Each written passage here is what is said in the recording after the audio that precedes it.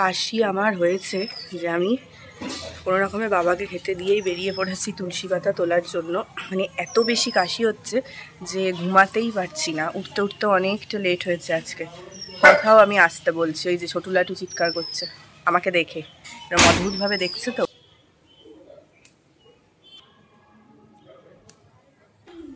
এই যে রোদটাও ওঠে না ব্যাং ভালো করে। সকালের জলখাবার নিয়ে আজকে যা ভাবনা চিন্তা ছিল সবই আমার ঘেটে গেছে। তার কারণ কি, কালকে রাত্রিবেলায় ভেবেছিলাম যে আজকে সকালের জলখাবারে ফুলকপি আর আলু ভাজা আর সাথে করব রুটি। তো সেটাই ভাবা ছিল। তো ফ্রিজ খুলে দেখি ও মা কোনো ফুলকপিই নেই, মানে ফুলকপিটা রান্না করে আগের দিনই আমাদের খাওয়া হয়ে গিয়েছিল। তো কী আর করব, দেখলাম যে বেগুন রয়েছে সুন্দর সুন্দর। তো চটজলদির থেকে ভালো আর কি হবে, সেই জন্য ভাবলাম বেগুন ভাজা রুটি বানাই। তবে বেগুন ভাজা রুটিটা আমরা রাজাধিরাজের জন্যই বানাচ্ছি, আর বাকি তিনজন আবার আরও 3 রকম খেয়েছে। থেকে থেকে হয় কি, আমাদের বাড়িতে জলখাবারে 3 রকম ব্রেকফাস্ট হয়। কী তোমাদের আজকে সেটা দেখাবো, দাঁড়াও। বেগুন ভাজায় তো প্রচণ্ড তেল টানে, এটা তো আমরা সবাই জানি, আর সেটাই জন্য খেতেও বেশি ভালো লাগে। বিশেষ করে যে তেলটা বেগুন টেনে তারপর ছেড়ে দেয় না, ওটা দিয়ে রুটি বা ভাত মাখিয়ে খেতে ব্যাপক লাগে। তো অনেকটা তেল শরীরের জন্য ভালো না, আর নষ্টও হয়। তো সেই জন্য সোনামা আমাকে আগেই বলেছিল যে যখনই বেগুন ভাজবি একটু আটা বা ময়দা উপর দিয়ে ছড়িয়ে নিবি। তো সেই জন্য নুন হলুদ মাখানোর পর আমি উপর দিয়ে একটুখানি আটা ছড়িয়ে দিলাম। তাহলে কি হয়, তেলটা অনেকটাই কিন্তু কম টানে। সেটা এখন থাক, এবারে আমি কাকুর জন্য খাবারটা রেডি করি। কাকুকে আজকে একটা স্পেশাল খাবার দিচ্ছি। দেখো, এটা হচ্ছে কাকুর ফেভারিট খাবার। ছাতু নিলাম, আর তার মধ্যে এই যেগুলোকে কি গুড় বলে, ভেলি গুড় বোধ হয়। তো সেটা ফ্রিজে ছিল তাই শক্ত হয়ে রয়েছে, তো সেটাকে আমি এরকম গ্রেট করে দিই। আর তার মধ্যে দিলাম মুড়ি, আর আগের দিন পাশের বাড়ির থেকে নারায়ণের প্রসাদের সিন্নি দিয়েছিল, তো সেই সিন্নি দিয়ে এখন সুন্দর করে মুড়িটা মেখে দেবো। বেশিরভাগ দিনই কাকু এরকম ছাতু আর গুড় দিয়ে টাইট টাইট করে একটু জল দিয়ে মেখে খেতে ভালোবাসে। আজকে সিন্নিটা ছিল তাই সুন্দর করে মেখে দিলাম, আর খেয়ে বললো মানে খেতে নাকি খুব টেস্টি হয়েছিল, হয়তো সিন্নিটার জন্যই। দাঁড়াও কাকুকে দিয়ে আসি। এই হলো কাকুর। আর এবার সোনামার বাবার জন্য এখানে আমি বানিয়েছিলাম ভাত ভাজা, একটুখানি ডিম, কাঁচা পেঁয়াজ, কাঁচা লঙ্কা ভেজে ভাতটা ভেজে দিয়েছিলাম। আর আগের দিন যে রুটি বানিয়েছিলাম কিছুটা আটা বেঁচেছিল, মানে মাখা আটা, তো সেটা দিয়ে আমার রাজাধিরাজেরও হয়ে গেল। আমাকে আর আটা মেখে রুটি করতে হলো না। তবে আজকে রুটি করবো না, পরোটা করছি। তার কারণ ভাজা দিয়ে তো একটু শুকনো শুকনো, তো রুটি খেতে রাজাধিরাজের অসুবিধাই হয়, তাই ভাবলাম যে পরোটা করি। আর আজকে অনেকগুলো পরোটা জানো তো একসাথে করেছি, মানে মোট 5টা পরোটা করেছিলাম। আমার 2টো আর ওর 3টে, সব একসাথে ভেজে নিয়েছি। এতে তাড়াতাড়ি হয়েও গেল, কারণ অলরেডি তো অনেকটাই দেরি হয়েছে তোমাদের বললামই। এবার চটপট করে বেগুনগুলো ভেজে ফেললেই মোটামুটি ব্রেকফাস্টের আইটেম শেষ হবে আজকের মতন। দেখলে তো আমাদের বাড়িতে না এরকমই হয়, থেকে থেকে 3 রকমের ব্রেকফাস্ট হয়। যেদিন দেরি হয় সব দিক থেকেই দেরি হয়। ইন্ডাকশানে বেগুন ভাজাটা বসালাম ঠিক মতন, মানে সেই টেম্পারেচারটা আসছেই না, যার জন্য আবার গ্যাসে ট্রান্সফার করলাম। প্রায় মানে 11:30 বাজে, আমার রাজাধিরাজের এখনও খাওয়া হয়নি। আজকে আমার অনেকগুলো কাজ রয়েছে, মানে প্রভুর ওখানে যে জিনিসগুলো পাতি ওগুলোকে আজকে কাজতে দিতেও হবে। সেই কবে কেটেছি, আর সময়ই হচ্ছে না। আসলে ব্যাপারটা কি, আমাদের এই বাড়িতে যেহেতু ঠিক মতনভাবে রোদ পড়ে না, ওই ধরো 12টা অবধি ওই সামনের বারান্দায় রোদ থাকে, তারপর চলে যেতে। এই জন্য না মানে ভারী মোটা এরকম কস্তুল জাতীয় জিনিসগুলো বা টাওয়েল এগুলো শোকাতে চায় না, 2 দিন লাগে শোকাতে। কী জানি কখন আজকে কাচবো ধোবো কী করবো। একটুখানি ছোলা আর মটরের ডালও ভিজিয়েছি, আজকে একটুখানি বড়ার তরকারি করবো, অনেকদিন খাওয়া হয় না, তো সেই জন্য এটা বানাতে হবে। যাক, অ্যাট লাস্ট আমি ব্রেকফাস্ট নিয়ে বসতে পেরেছি। আর জানো তো, এটা আমার বহু পুরনো অভ্যাস, সেটা হচ্ছে যে যখনই আমি যে সিরিয়ালটা দেখি সেটা ব্রেকফাস্ট খেতে খেতেই দেখি, কেন জানি না আমার এটা খুব ভালো লাগে। তো সকালে জলখাবার সেরে এবার তোমাদেরকে তো বললাম যে প্রভুর যে সমস্ত কাপড়গুলো পাতা আছে সেগুলো সব কাচবো, কিন্তু না আজকে সব কাচছি না, আজকে খালি টাওয়েলটাই কেচে দিচ্ছি, কারণ সব কাচলে শুকাবেও না, আর পুরো সিংহাসনটাই না খালি খালি হয়ে যাবে। তো এইটা কেচে আগে শুকাতে দিই, আর পরের দিন বা তারপরের দিন বাকি কাপড়গুলোও কেচে দেবো। ভালো করে কেচে ধুয়ে শুকাতে তো দিয়ে দিলাম, এবারে চিন্তা হচ্ছে আদৌ শুকাবে কিনা। যাই হোক, আমি এখানে এখন বসেছি ঠাকুরের বাসন মাজার জন্য। যখন কাজকর্মে দেরি হয়ে যায়, একের পর এক কাজ জমতে থাকে, তখন সবসময় আমাদের মাথায় চিন্তা থাকে যে কি জানি পারবো কি না, কী করে হবে, কী করে আজকের দিনটা কাটবে।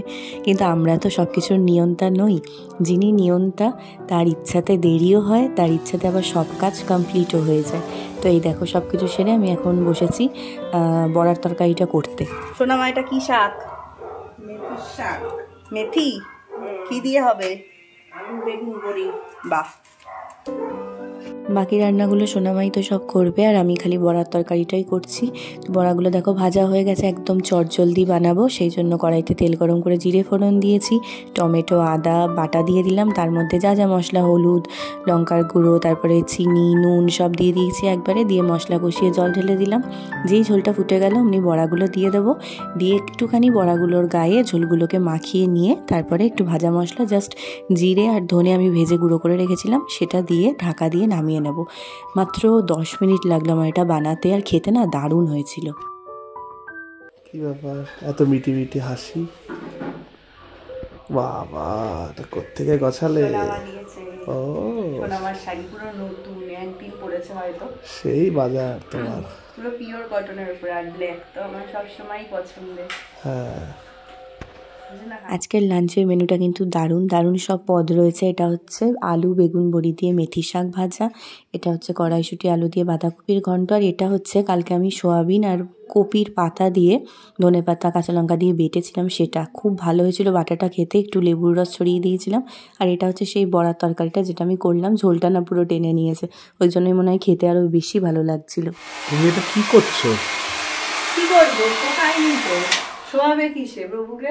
ও, এই যে আমাদের প্রভু এখানে খুব সুন্দরভাবে তিনি বিশ্রাম করছেন, কিন্তু আজকে বিশ্রামের একটু আরামদায়ক ব্যবস্থাটা আজকে নেই। তো এই তোয়ালেতে তাকে সুন্দর করে বেশ শোয়ানো ঠানো হয়। আমি একটা কাজ করেছি, তোয়ালেটা যেহেতু বড় ছিল অনেক, তো ওটাকে না ও যেভাবে রাখতো খুব ছোট হয়ে যেত জায়গাটা, খেতে দিতে সমস্যা হতো, তো আমি কেটে দুভাগ করেছি, একটা পেছনে গদির মতন হবে আর একটা দিয়ে তাকে ঢাকা হবে, যেহেতু শীতকাল। তো এবার ব্যাপারটা হচ্ছে যে বললাম এখানে শোকাতে চায় না কিছু, রোদ নেই তো। হ্যাঁ, তাও অনেক জোরে চিবড়েছিলাম বলে 50% শুকিয়েছে, 50% না 60% শুকিয়েছে। এখন দেখি ড্রায়ার দিয়ে যদি রাতের মধ্যে শুকিয়ে ফেলা যায় তো হ্যাঁ, তাহলে শোয়াতে সুবিধা। আজকে না হলে না শোয়াটা হবে না, আরামদায়ক শোয়াটা মানে কাপড় আছে, সেই কাপড় ঠাকুরের কাপড় দিয়ে শোয়ানোর ব্যবস্থা করা যাবে, ঠাকুর ঘরে আছে। তাও তো সেই মানে সেই এটা যেমন নরম নরম, হ্যাঁ এটা একটু খুবই নরম। ঠিক আছে, দেখা যাক প্রভুর আর রাধা রানীর কি ইচ্ছা।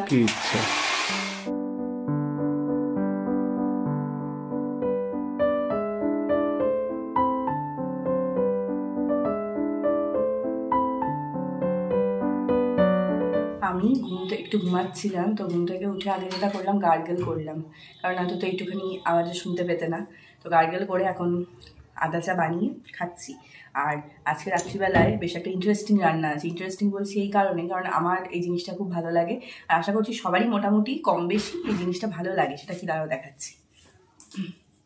সেটা হচ্ছে এই দেখো ছোট্ট ছোট্ট আলু এনেছে আজকে কাকু বাজার থেকে, কারণ বাবা কদিন ধরেই বলছিল যে ছোটো আলুর দম খাবো, শীত পড়ে গেলে এখন তো ছোটো আলুর দম হলো না। তো এই যে এক ঝুড়ি প্রায় মনে হয় এখানে 1 কিলো মতোই আছে ছোটো আলু নিয়ে এসেছে। তো এটার একদম ঝাল ঝাল মাখা মাখা করে আজকে দম বানাবো রাত্রিবেলায়, আর সাথে থাকবে রুটি হোক বা পরোটা হোক যেটাই হোক সেটাই থাকবে।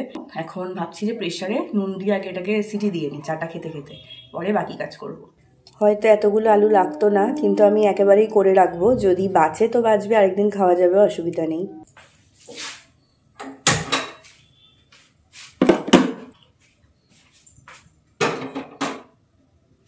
খেতে তো ভালো লাগে, কিন্তু এখন ভাবছি যে এরপরেই হবে বিরক্তিকর কাজটা, সেটা হচ্ছে এই ছোট্ট ছোট্ট আলুর খোসাগুলো ছাড়ানো। প্রথমে ভাবলাম যে ছাড়িয়ে বসিয়ে দিই, তারপর ভাবলাম না, তাতে অনেক বেশি আলু নষ্ট হবে, যেহেতু এগুলো চামড়া তো খুব পাতলা হয়।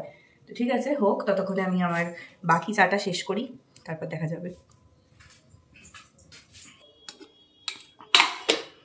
দেখি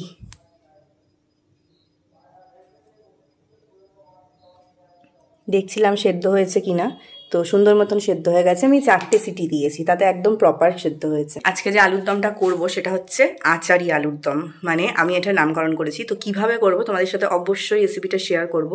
আজকেই ফার্স্ট টাইম বানাচ্ছি, তো এতদিন রান্না করতে করতে মোটামুটি একটা ছোট্টখাট্ট এক্সপিরিয়েন্স তো হয়েছে, তাতে বলতে পারি যে যেভাবে বানাবো খেতে কিন্তু খুব ভালো লাগবে। তো তোমরা অবশ্যই ট্রাই করো। চলো তোমাদের সাথে রেসিপিটা শেয়ার করি। একটা মশলা তো প্রিপেয়ার করতে হবে গ্রেভির জন্য। তো এখানে দেখো আমি নিয়েছি আজকে পোস্ত, আর নিয়েছি কিছুটা চিনেবাদাম, একদম অল্প পরিমাণে। এবার এর মধ্যে দিয়ে দেবো আদার টুকরো, আর দেবো টমেটো, আর দেবো হচ্ছে কসুরি মেথি, দিয়ে এবার একটা সুন্দর পেস্ট করে নেবো।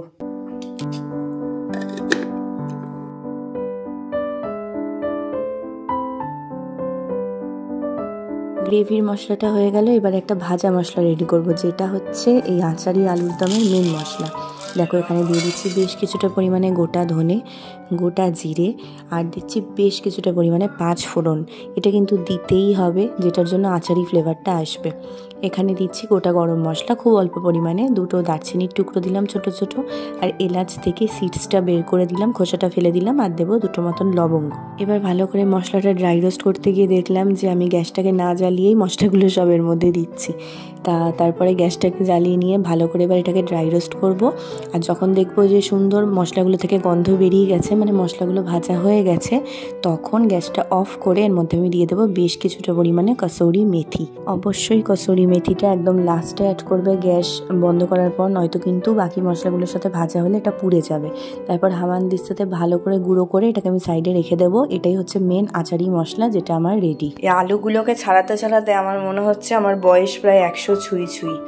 ঘাট ঠাড় ব্যথা করছে রীতিমতো। চলো এবার বানিয়ে ফেলি আচারি আলুর দম। একদম কিন্তু সহজ পদ্ধতি। দেখো তেল গরম করে সেদ্ধ করে রাখা আলুগুলো দিয়ে দিলাম, দিয়ে তার উপরে আমি দিয়েছি হলুদ গুঁড়ো, লঙ্কার গুঁড়ো, নুন দিয়ে একটু রং ধরা অবধি এগুলোকে ভাজবো। এত ভালো লাগছিল আলুগুলোকে দেখতে, যেন মনে হচ্ছে যে সেই সোনালি সোনালি ডিম ছোট ছোট, তাই না?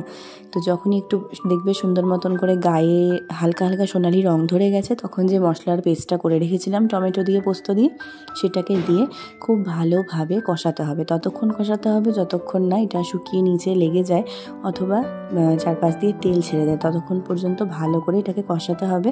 আর আলুগুলোর সাথে আমি মটরশুঁটিও দিয়ে দিয়েছিলাম, তবে তোমরা চাইলে মটরশুঁটি নাও দিতে পারো।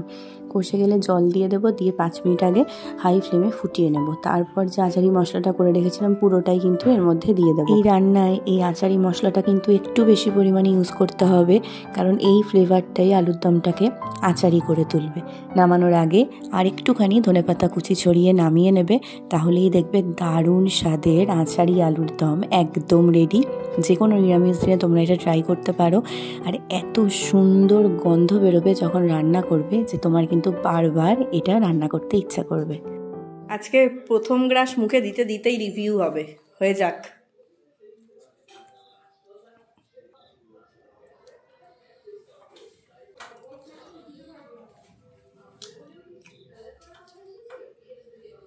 কিছু কোনো মানে রেস্টুরেন্টে খাচ্ছি এরকম, ভেজ রেস্টুরেন্টে খাচ্ছি, মানে টু গুড, হেভি আছে।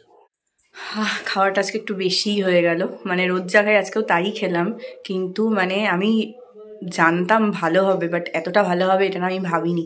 সত্যি দারুণ হয়েছে, এত সুন্দর একটা ফ্লেভার আসছিল। তোমরা কিন্তু অবশ্যই এই রেসিপিটা বাড়িতে ট্রাই করে দেখো। লুচি দিয়ে হোক, পরোটা, রুটি, কড়াইশুটির সিজন এটা, কড়াইশুটির কচুরি, যেটা দিয়ে পারবে সেটা দিয়ে বানিয়ে খাইয়ে দেখো। এরকম একটু ড্রাই গায়ে মাখা মাখা মশলার মতন করে বানাবে, তাহলে না খেতে আরও অনেক বেশি ভালো লাগবে, মানে বেশি গ্রেভির থেকে। আমি তো কড়াইশুটির কচুরি দিয়ে আরও একদিন এটাকে ট্রাই করব। তবে এই যে এত সুন্দর জিনিসটা হয়েছে, এটা যেদিন আমি সৌভাগ্যবশত আমার প্রভুর কাছে ভোগ হিসেবে নিবেদন করতে পারবো, সেদিন আমার আরও অনেক অনেক অনেক অনেক বেশি ভালো লাগবে, অনেক বেশি খুশি থাকবো, অনেক বেশি তৃপ্ত হব। তো চলো আজকের মতন ভিডিওটা এখানেই শেষ করছি। ভালো লাগলে লাইক শেয়ার করো, চ্যানেলটা সাবস্ক্রাইব করো। আবার অন্য ব্লগে দেখা হবে। ততদিন পর্যন্ত সবাই ভালো থেকো, সুস্থ থেকো, আর এই শীতে একটু সাবধানে থেকো। আজকের মতন গুড নাইট অ্যান্ড টাটা।